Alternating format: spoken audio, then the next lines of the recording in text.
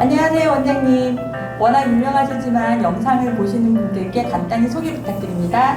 안녕하십니까. 저는 그 네이버 블로그의 장문성의 입시 팩토리를 운영하고요. 또 괜찮은 뉴스 편집장을 맡고 있는 장문성 원장입니다. 종로학원에서 이제 학원 운영도 하고 현재도 이제 설명회도 하고 하다 보니까 원장이라는 명칭이 훨씬 더 마음에 들어서 제가 이제 장문성 원장으로 소개하고 있습니다.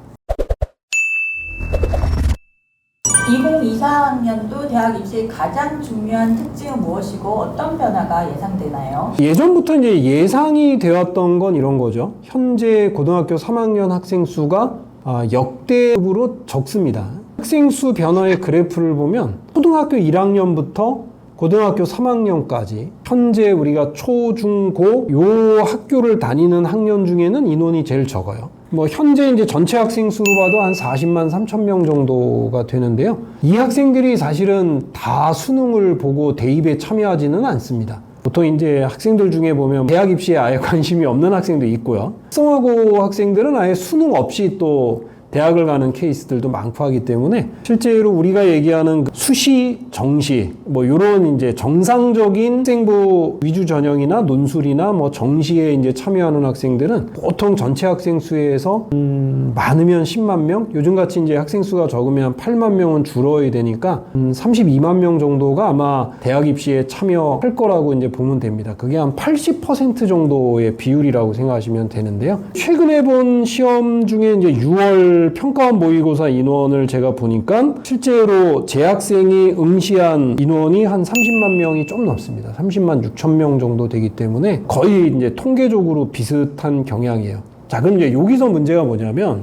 학생 수는 이렇게 줄었는데 지난 4월 달에 교육부가 발표한 이제 첨단 분야 인원 증가라는 게 있어요. 우리가 얘기하는 첨단 분야, 그럼 반도체, 그다음에 인공지능, 그다음에 모빌리티, 디스플레이, 이런 분야들에 대해서 또 거기에 이제 바이오도 들어가 있죠. 이런 분야들에 가장 기본적으로 인원을 늘려준 거예요. 근데 이게 생각보다 꽤 큽니다. 특히 과거에는 정원을 늘릴 때는요, 항상 기본 원칙이 뭐냐면 다른 과의 정원을 줄이고 이 과의 정원을 늘려서 전체 총원은 유지를 했던 게 가장 기본적인 특징이었거든요. 최근까지도 계속 2021학년도에 연세대 고대 반도체공학과가 생기거나 또 작년 2023학년도에 이제 그 반도체나 또는 모빌리티나 디스플레이 과들이 생길 때 대부분은 정원 외로 늘렸죠. 근데 이번 케이스는 굉장히 특이하게 정원 내로 늘린 거예요. 그러니까 정원 자체가 늘어서 서울대 모집 정원이 218명이 늘은 거죠.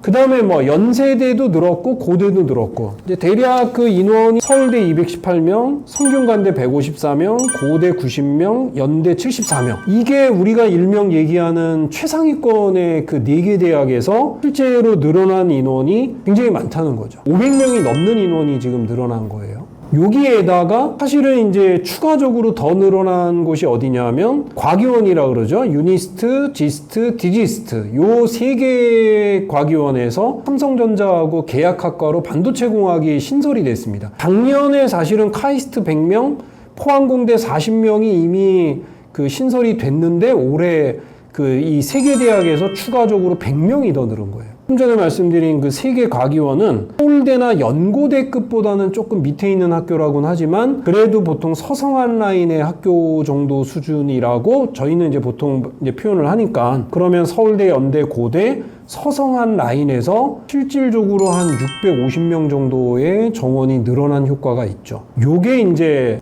올해 입시의 가장 핵심이라고 저는 생각을 합니다. 이게 이제 문과 쪽에서 늘어난 게 아니라 이과 쪽에서 거의 늘어났거든요. 서연고, 서성한 이런 표현을 쓰는 이 6개 대학 수준급에서 작년 올해 늘어난 인원이 거의 1000명이 되기 때문에 이제 올해는 학생 수도 감소했고 정원은 늘어났고 요게 이제 가장 핵심이죠. 그러면 결과적으로는 이 좀 전에 말씀드린 학교뿐만 아니라 그 아래쪽에 있는 학교들도 영향을 받는 거예요. 중앙대나 경희대나 이런 학교들은 정원이 특별히 늘어난 건 아니지만 이 위에 있는 학교들의 정원이 한 650명 정도가 늘어났다는 건 결국은 영향력은 중앙대나 경희대나 건국대, 동국대 이런 라인까지도 다 이제 파급 효과가 있다고 봐야 되겠죠. 그래서 제가 올해 입시 결과 발표가 된 것 중에 굉장히 좀 특이하게 이제 생각했던 거는 중앙대학교의 학생부 종합전형 중에 탐구형 인재라는 전형이 있어요. 작년까지 다빈치형 인재에서 올해 융합형 인재로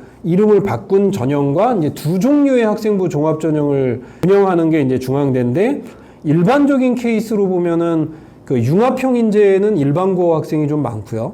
탐구형 인재는 일반고보다는 오히려 이제 과고나 뭐 이런 특목고나 자사고 학생들, 외고 뭐 이런 학생들이 되게 많은데, 작년 입시 결과에서 특이한 점은 탐구형 인재에서도 1등급과 2등급의 비율이 꽤 많이 늘어났다는 거예요. 결과적으로 한 2, 3등급, 한 3등급권의 자사고나 특목고 학생들보다는 1, 2등급권의 일반고 학생들이 탐구형에서도 상당히 많이 붙었다는 케이스인데, 제가 볼 땐 그 이유가 사실은 이제 그 위쪽 연대 고대 서성한 라인의 작년에 계약학과들이 많이 생기면서 이 과고 학생들이 이제 그 위로 많이 빠져나갔고, 결국은 최초 합격자 기준으로는 아마 중대 탐구형도 꽤 합격을 했겠지만 최종적으로는 추합이 많이 돌면서 일반고 학생들이 많이 붙었다고 보거든요. 그러면 올해는 어떻겠어요? 훨씬 더 그 부분이 강해질 거라고 저는 생각합니다. 그래서 전통적으로 특목 자사고 학생들이 많이 붙는 전형이라고 알려져 있는 전형들 중에서도 이제 우리가 생각하는 일반고에서 수학과학 실력이 좀 뛰어난 학생들은 전체 평균 등급은 조금 낮더라도 과감하게 한 번쯤 도전해 보는 게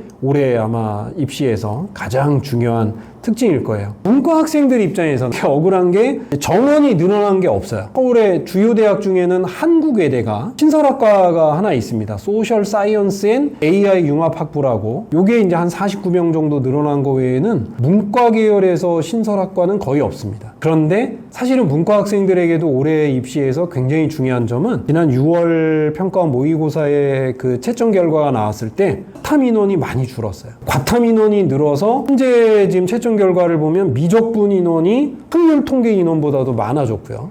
과탐 인원이 사탐 인원보다도 많아지는 현상이 벌어졌습니다. 이게 수능에 가면 아마 좀 더 차이가 더 벌어질 거라고 봅니다. 왜냐하면 재수생들 중에는 사실 이과 학생이 좀 더 많거든요. 그렇게 되면 결과적으로는 사회탐구를 주로 보는 문과 학생들은 이제 전체 학생 수도 줄지만 문과 학생들은 더 준 거예요. 그러니까 상대적으로 경쟁이 조금 줄어들 확률은 있습니다. 올해 과탐초 이슈나 뭐 필로문화 이슈 때문에 학생들이 많이 불안해하잖아요. 근데 그런 것만 잘 이겨내면 올해 입시 상황은 나쁘지 않다라고. 그럼요. 왜냐하면 이제 정원이 늘어났다는 건 훨씬 더 이제 학생들에게 기회가 많아지는 거죠. 이제 우리가 이제 정원 늘어난 게 다 서울대, 연대, 고대, 성대 뭐 이러지만 그 학생들이 다 위로 올라가기 때문에 2022학년도에 약대가 이제 학부 모집을 했을 때와 거의 이제 유사한 그런 현상들이 나타나는데, 이게 지금 학생 수 감소하고 굉장히 맞물려 있기 때문에 크죠. 이제 내년에는 아마 이제 학생 수가 좀 늘어나긴 하는데 의대 정원이 뭐 적어도 300명, 많으면 한 500명이 늘어날 수도 있다, 이런 얘기가 나와서 아마 제가 생각할 땐 내년에는 첨단 분야 인원은 또 늘어날 거거든요. 그래서 이과 학생들 입장에서는 뭐 굉장히 좋은 환경이 계속 만들어지고 있다는 것을 의미합니다. 근데 이게 이제 반대로 좀 이제 어두운 면을 보면 이제 지방에 있는 대학들은 뭐 학생 모집이 거의 진짜 힘들다고 보죠. 이제 지방 학생들은 조금 그런 점을 또 잘 활용해서 지원 전략을 또 짜야 할 겁니다.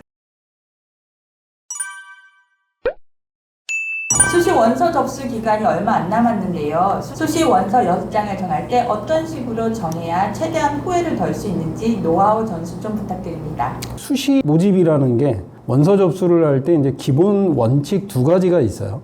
그 중에 하나는 6번의 기회가 있다는 거고, 또 하나는 수시 모집에 합격을 하면 정시 모집은 아예 지원을 못한다. 이 2가지 원칙이 있기 때문에 우리가 이 원서 접수를 하는 데 있어서 가장 중요한 거는 그 2가지 원칙을 잘 활용해야 한다는 겁니다. 우선은 이제 6번의 지원 기회가 있다는 것은 제가 생각할 땐 모든 분들이 비슷하세요. 자기가 생각하는 것보다 조금 더 이제 높은 대학을 가고 싶다, 즉 상향 지원을 하고 싶다 쪽에 보통은 이제 3장에서 4장. 제가 볼 땐 수시 모집이 조금 더 이제 상향의 성향이 있어요. 왜냐하면 이제 수시에서 떨어지면 정시라는 기회가 또 있다는 생각을 누구나 하기 때문에 이제 상향으로 한 4장, 그 다음에 이제 하향 안정으로 한 2장 정도를 쓰는 게 가장 일반적이죠. 자, 그런데 이제 문제는 뭐냐면 이 상향과 하향의 기준이 되게 중요합니다. 일명 이제 우리가 얘기하는 수시 납치라고 하는 표현을 쓰는, 즉 정시로 충분히 붙을 만한 학교를 수시에서 덜컥 붙어버려서 어쩔 수 없이 수시로 가야 하는 경우들이 생길 수 있어요. 그러니까 수시 모집에 합격을 하더라도 후회하지 않을 학교를 찾는 게 매우 중요합니다. 그런데 보통 이 기준을 제가 보면은 이게 객관적이지 못하고 학생이나 학부모의 뭔가 희망? 뭐 이런 그 기준을 자꾸 쓰시는 경우들이 있어요. 그러니까 내가 최소한 요 정도는 가야지라는 생각이 자꾸 기준이 돼서 그 기준보다 높으면 상향, 그 기준보다 낮으면 하향이라는 생각을 하는 경우들이 있는데요. 제가 생각할 때는 이제 그러면 실패할 확률이 매우 높습니다. 그래서 이제 제가 항상 말씀드리는 게 이제 우리가 모의고사를 고3이라면 이제 3월, 그 다음에 이제 올해는 5월에 봤죠. 이제 4월, 6월, 7월, 그리고 마지막으로 이제 9월. 이렇게 이제 한 5번 정도의 시험을 어느 정도 평균치를 생각해서 본인의 수능 성적을 예측해야 됩니다. 그래서 그 본인이 이제 예측한 수능 점수로 실제 합격이 가능한 정시 모집의 대학이 어딘지를 판단하시고 그게 이제 기준이죠. 그래서 이제 제가 처음에 말씀드린 이제 상향의 의미는 내가 정시 모집으로 충분히 합격할 수 있는 학교보다는 더 높은 수준의 학교를 쓰면 그게 이제 상향 지원이 되고요. 근데 보통은 이제 내가 정시 모집으로 충분히 합격이 가능한 학교보다 낮은 수준의 학교를 쓰면 그거는 이제 하향 안정이라고 보통 생각을 하고 쓰시면 될 것 같습니다. 그런 점만 일단 주의하시면 실패 확률은 많이 줄이실 수 있어요. 다음 질문은 구독자님 질문인데요.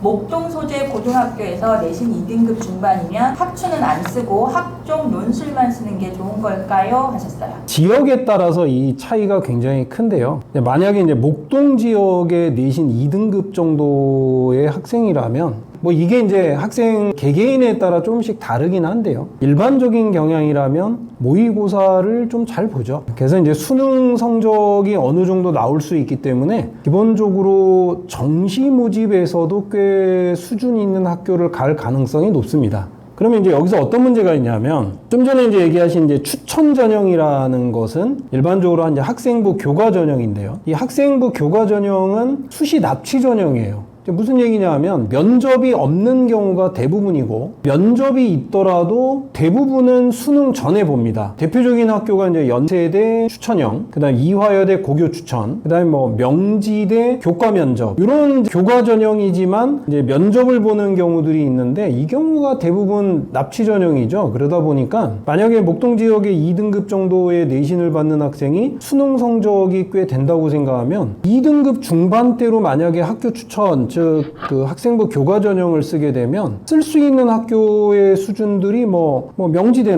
뭐 성신여대 그다음에 뭐 단국대 이런 정도 라인들을 보통 씁니다. 그러니까 우리가 보통 얘기하는 상위 15개 대학이라 그러잖아요. 요 정도 라인은 2등급 중반대를 갖고는 간당간당하게 붙을 학과가 뭐 없는 건 아니겠지만 일반적인 경우로는 거의 합격하기 좀 어렵죠. 합격하기 좀 어려운데 좀 상향해서 쓰거나 아니면 보통은 조금 더 학교를 낮춰야 되는데 아마 제가 좀 전에 말씀드린 뭐 명지대나 단국대나 성신여대 정도는 아마 목동 지역의 내신 2등급 대학생이면 정시로 충분히 붙을 정도의 성적이 나오지 않을까라는 생각을 합니다. 그러다 보니까 이런 학생들은 이제 학추보다는 이제 보통은 이제 학생부 종합 전형이나 논술 전형이나 수능 후에 면접이 있거나 아니면 뭐 논술이 있는 전형을 선택할 확률이 매우 높죠. 이제 그런 이유라고 보시면 될 것 같아요.